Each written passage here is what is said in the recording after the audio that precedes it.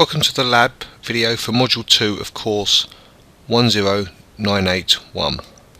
In this video we'll actually look at configuring high availability for the virtual machine manager infrastructure. So this will enable us to actually consider some of the install decisions that have already been made by reviewing management settings, configure always on security groups, configuring a highly available Hyper-V host by building a Hyper-V host cluster, and then actually clustering the virtual machine manager server itself. So if we switch over to our environment, we'll go and find our domain controller LUN-DC1, and we will connect to LUN-DC1. So having connected into the virtual machine, what we should now do is we shall review one of the key decisions that are made when you want to make virtual machine systems highly available. And one of the key decisions that you have to make is where are you going to store the key which is used to encrypt credentials. So we're going to open up the Active Directory Administrative Center to see where this decision was made. So again, as from the course material, it doesn't matter where this key is stored in Active Directory. You can define the location yourself, so you can bury it deep in your directory structure, you can have it quite near the top. The key thing is you've got to make the decision. So if we actually scroll along, we can see underneath the Contoso domain we actually have a container called VMM DKM, and in there we can actually see the key has been stored. So the key thing here is actually making sure that we've got the permissions set correctly. So we need to make sure that the virtual machine manager service account, so the credentials the virtual machine manager runs under, is actually configured to have full control. And as you can see, these permissions are not inherited, so it's not a case of we set the permissions at the top of your directory structure.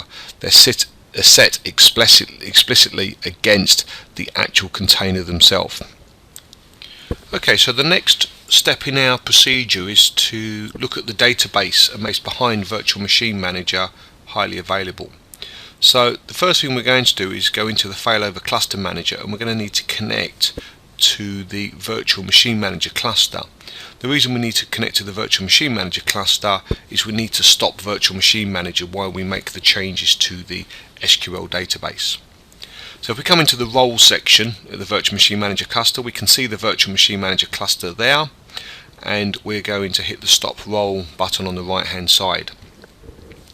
This will cause obviously open virtual machine manager consoles to lose connection. So as you can see here, we've got a box telling us that we've lost connection to the virtual machine manager console, but that's okay for now. So the next thing we're doing is going across to our SQL server. So going to our SQL server, we'll just quickly log into the SQL server and start the SQL Server Management Studio. So we're just logging into the SQL Server Management Studio, and we've connected to LUN-SQ1, which is the machine that's currently hosting the database for Virtual Machine Manager. And you can clearly see after it doesn't have the word synchronized, so it's not highly available, it's not being mirrored or anything along those lines. So there's a couple of prerequisites that we need to do first of all. So the first thing we need to do is we need to change the backup model for the database, and we need to change that from being simple to full recovery model. The second step that we need to do, and we're just going to take the default options here, is we just need to actually back up the database. So we're just going to take the default fields just to take a backup of the virtual machine database. If we hadn't done these, when we tried to make the database highly available, it would tell us that we wouldn't have met some of the prerequisite requirements, and you will see this for other databases that exist on the system. So coming down to the always on high availability groups, you can see that we've already got a group created, LUN-SQL-AAG. So what we're going to do to that group is actually add a database. So we'll hit the add database and sort of navigate through our wizard. So you can see that the virtual machine database meets the requirements, whereas you can see others are in the wrong mode or they don't have a full backup taken. So we'll just press next. We'll go with the default for a full copy, and we have to specify where we'd like, or that we've got permissions against the destination. So LUN-SQL2 is the destination for the availability group. We prove that we know the credentials, and we then just go and evaluate the prerequisites. So everything seems okay, so we should hopefully be able to press next, and that will actually start up the always on availability support for this database. So we're actually going to take a backup of the database, copy the database to LUN SQL2, and the system will now keep the database in sync between the two instances of SQL Server. So going back into the failover cluster manager, we should now be able to start the role, and as the virtual machine manager service comes up, we should actually see that everything seems okay. So obviously one of the key things when it comes online is it tries to talk to the database. If it fails to communicate with the database, the virtual machine manager server will actually go back into an offline state, and because it's in a cluster, you'll obviously see this try a few times to bring the system online and then just give up based on the number of failures you've configured. So hopefully we try to connect back to virtual machine manager. We've now got the splash screen up which tells us that we've connected to the service, and we can see virtual machine console appearing. So hopefully we can do some testing just to confirm that the always on availability database engine is working for us. So if we go back into the SQL Server Manager, if we actually just go and look at some configurations to start with, just to make sure we're all okay, one of the key things here is to actually look at the service account. So against LUN SQL1 we can see the VM service here. If I go into the properties, we can actually see this particular service is actually matched against the virtual machine database. If I go and open up a connection to LUN SQL2 and we just review that configuration against LUN SQL2, so if we go down to the security settings and go into the logins, what you'll notice is the account's not there, and the reason the account's not there is login accounts are actually stored in the master database, and obviously it's not the master database that's being replicated. So we have to define the account to start with. So we can just pick the account from Active Directory. Okay. The key thing here is what we're not going to do is we're not going to go and set the user mapping. Okay, we're going to leave that blank, and actually the always on availability engine will take responsibility for that setting for us. So as we move the database backwards and forwards, it will make sure the user account gets assigned to the correct database. So let's just have a quick review of the availability settings on the secondary server. So again, we can see the virtual machine manager database is sitting there on the secondary server. So let's go and initiate a failover. So we're actually going to move the active database from being on LUN SQL1 to LUN SQL2. So that will transfer the databases. Obviously, being a completely active failover, it will obviously ensure that all data is synchronized, whereas in a real failover scenario, that depending on the latency and lag of your network and so on, there is a possibility for a small loss of data. So as we can see, we're now the primary system for the always on availability group. If we now go into the VMM service user, if we have a look, the system's automatically giving it access to the virtual manager database. So the always on availability group has migrated that information, but it wouldn't have been able to do that if the user account hadn't already been set up as we did as a sort of prerequisite step. So we're just going to move it back so it's back actually where it needs to be. Because obviously we're not connected to SQL1, we're just going to confirm we can connect to it, and it's going to fall us back.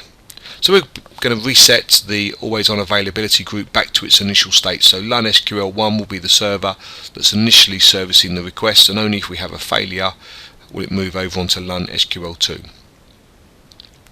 So hopefully that's made our SQL database always on. It's actually confirmed the configuration, so we've addressed the high availability for the database itself. So back into Virtual Machine Manager, and what we're actually going to have a look in Virtual Machine Manager is building a cluster environment. So we do need to make sure that our two hosts actually have the same configuration. So at the moment we haven't deployed any switch configuration to host 2. So we're going to actually take the logical switch that exists and the corresponding configuration that we applied to host 1, and we're going to make sure we apply the same configuration to host 2. So we're actually just initially saving the switch configuration. So we're creating a switch and also creating a virtual adapter that can be used basically for the purpose of management access. and we selected the host management profile, which would identify parameters along the lines of bandwidth, quotering and so on. Okay, we do get a warning. We can safely ignore the warning in this environment. It doesn't affect our particular configuration. So we're next going to build our Hyper-V cluster. So the first thing we're going to do is go over to the fabric section, and because we've just sort of added a couple of hosts, we just want to refresh the host to make sure all the configurations up to date. And really only doing this just because we're making changes in such a quick set of sort of succession orders. So hopefully we're just going to refresh the configuration. It's also quite important that if you want to create host clusters, the host clusters do need default gateways on their network adapters. Otherwise it can cause you some challenges, especially on the network adapter that's going to be public facing. Otherwise you might not be able to pick the correct host. So we'll switch back to the fabric panel, and we'll actually use the create Hyper-V cluster wizard. We'll give the cluster a name, so LUN-CLUS1, and we will specify the credentials. Again, you actually need administrative privileges to be able to create a cluster. So we'll select our host group, Contoso, and we'll select our two nodes. Nodes have to be in the same host group to be able to create a cluster from them. I'm going to pick the network that I actually want to be the sort of public address, so the cluster administration address to be from, and I also then specify the IP pool. We don't have any storage, so I can ignore that, and we can complete the wizard. So you saw quickly there the hosts have gone into needs attention, and effectively what really the system's saying is these are under significant configuration change, so we have to sort of accept that they're not available for consumption at the moment. So we can see the install cluster job sitting there at the top. This process takes quite a substantial amount of time, and you'll notice there's quite a large number of steps.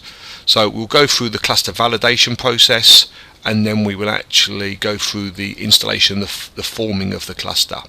So we'll come back and we'll review this once the cluster creation's completed.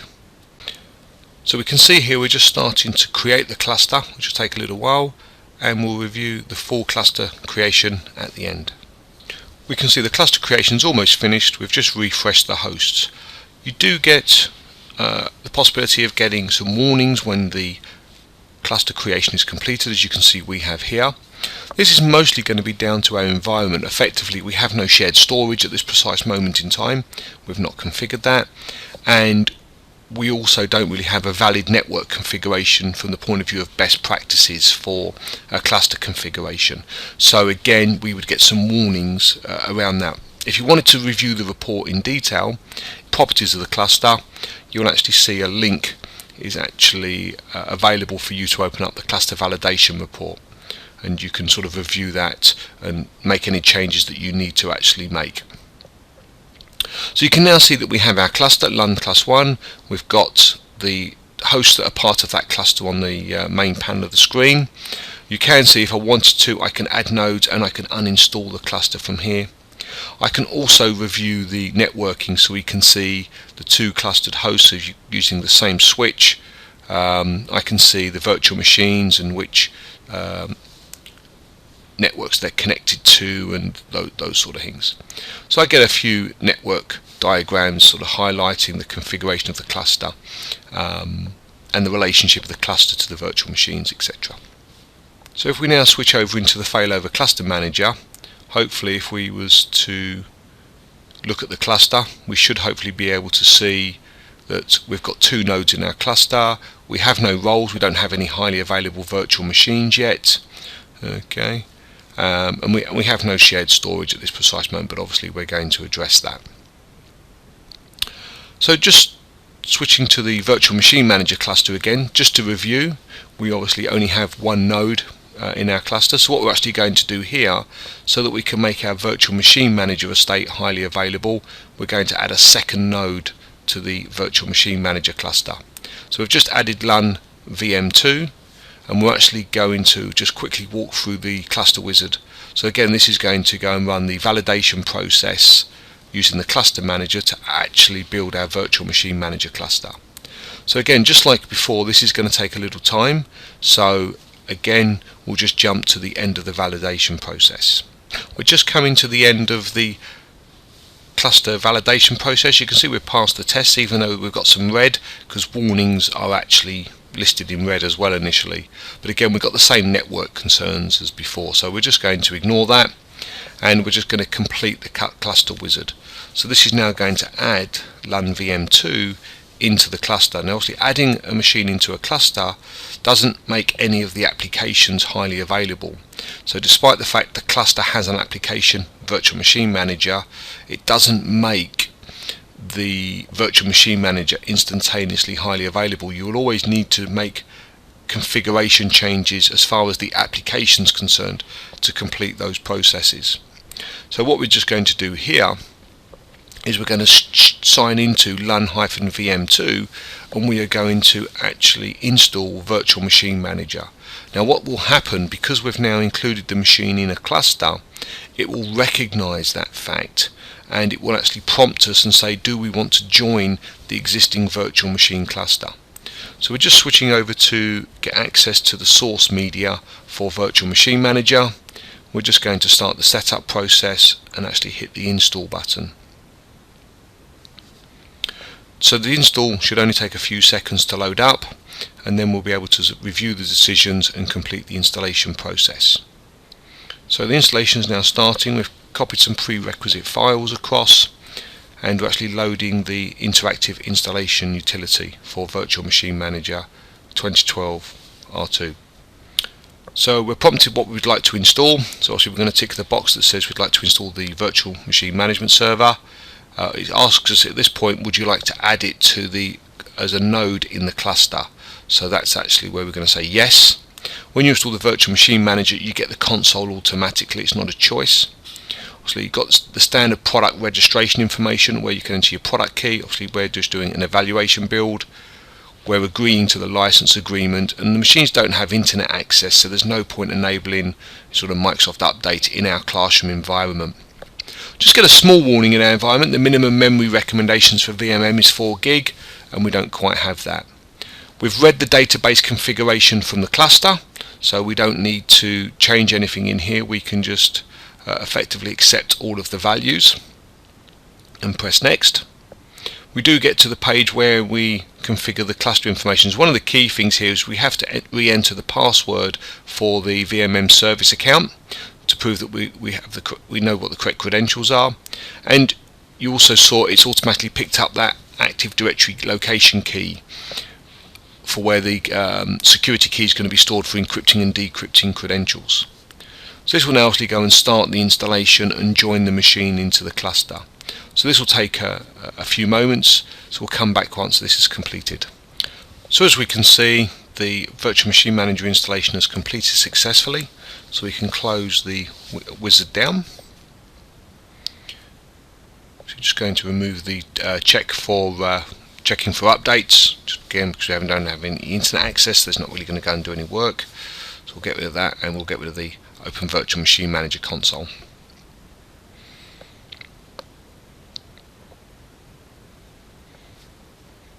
So we just check the console is all working. So we'll first of all sign in to the Virtual Machine Manager. So we can see obviously it seems to be responding quite happily. If we go into the failover cluster manager, just have a look at the configuration in here. So we'll go to the VMM cluster. If we go to the roles, we can see obviously the cluster's online, and we can sitting on VM 1. If we select the Virtual Machine Manager cluster, go to the move, hopefully what we should be able to do is move the role to another machine. So we can hopefully move the role to LUN-VM2. Straight away you can see the Virtual Machine Manager box pop up telling us that the Virtual Machine Manager has gone offline, because obviously the switch takes a few seconds. So we can actually see the cluster in the background there in its pending state. So it's going to be waiting for that service to actually come back online, and there's obviously a couple of phases that have got to happen for this to complete. If we was to leave then the console box, it would reconnect automatically, but it is going to go through a periodic retry state. So sometimes you get a bit impatient and you might press cancel, and you would actually just fire up the console again, because the retry process here obviously sends a request and then waits for a substantial period of time before it actually tries to reconnect again. So you saw the second retry just appear there, and then having tried again, obviously the virtual machine manager is online, so the console's now starting to load. So we can see the console has quite happily loaded. We have the same configuration data that we had before. If we switch back into the cluster manager, we can now see the current owner is LUN VM2, so the role has switched. So we'll just actually move it back. So we're going to move it back to LUN VM1, and as you'd expect, the console connection will get broken, and will reconnect once the role has moved. So we can see in the box at the bottom the actual network name has come online. We're just waiting for the service to start, so you can see it's in that online pending state. So the VMM service has now just come online. So at this point, VMM is actually responding. So quite happily cancel the reconnecting box, click on the virtual machine manager icon, and again the console would load as it normally does. So unfortunately, because of this retry state as I explained just now, we will have to wait until it gets to connection attempt number 2 when it actually tries to reconnect to the virtual machine manager console. There we go, and the console is loading again, and we have all the configuration data as expected. This brings us to the end of the second video. So we reviewed the distributor key management, we configured always on available security for the VMM database, we clustered a pair of Hyper-V hosts, and we made Virtual Machine Manager highly available.